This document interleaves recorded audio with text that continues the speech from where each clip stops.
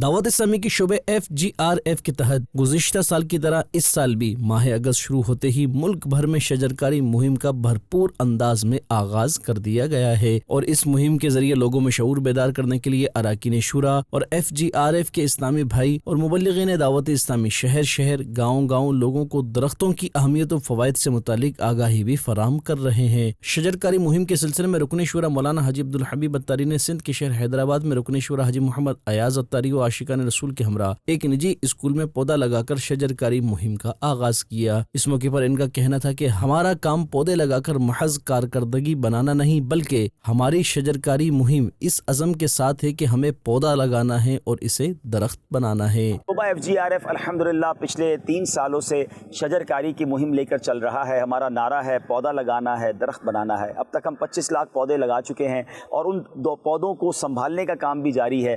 اس بار پھر ہم پورے وطن میں انشاءاللہ ہم نے تقریباً 15 لاکھ پودے لگانے کا ہدف لیا ہے۔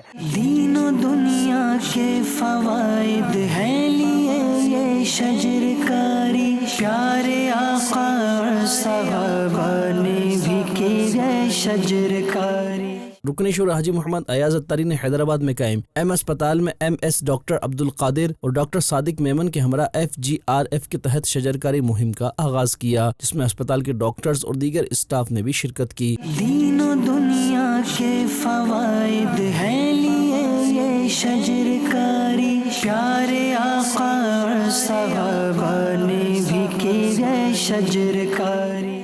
رکن شورا حاجی محمد فاروق جیلانی اتاری نے میرپور خاص میں پودا لگا کر شجرکاری مہم کا آغاز کیا۔ اس موقع پر میئر عبدالرؤف غوری سمیت مختلف شعبہ زندگی سے تعلق رکھنے والے افراد بھی شریک ہوئے اور پودا لگایا۔ رکن شورا فاروق جیلانی اتاری نے گفتگو کرتے ہوئے کہا کہ ماحولیاتی تبدیلی کے باعث شجرکاری وقت کی اہم ضرورت ہے۔ ہمیں اپنے ملک کو سرسبز و شاداب بنانا ہے، لہٰذا ہر اسلامی بھائی کو چاہیے کہ وہ اپنے ہاتھ سے پودا لگا کر اس کی دیکھ بھال کر کے اس کو درخت بنائے، تاکہ ہم اپنے ملک کو سر سبز و شاداب بنا سکیں۔ امیر اہل سنت کے فرمان پر سندھ کے شہر نوابشاہ میں بھی FGRF کے تحت شجرکاری مہم کا آغاز SSP آفس کے احاطے میں پودا لگا کر ہوا، جس میں ڈسٹرکٹ نگران نوابشاہ، SSP، FGRF کے اسلامی بھائیوں سمیت دیگر عاشقان رسول شریک ہوئے۔ اس موقع پر FGRF کی جانب سے ضلع شہید بے نظیر آباد کے مختلف مقامات پر 15,000 پودے لگا کر ضلع کو سرسبز و شاداب بنانے کے عزم کا اظہار کیا گیا، اور پودے لگانے میں ایسے مقامات کا انتخاب کیا گیا جہاں پر لگائے گئے پودے کی دیکھ بھال بھی ہو۔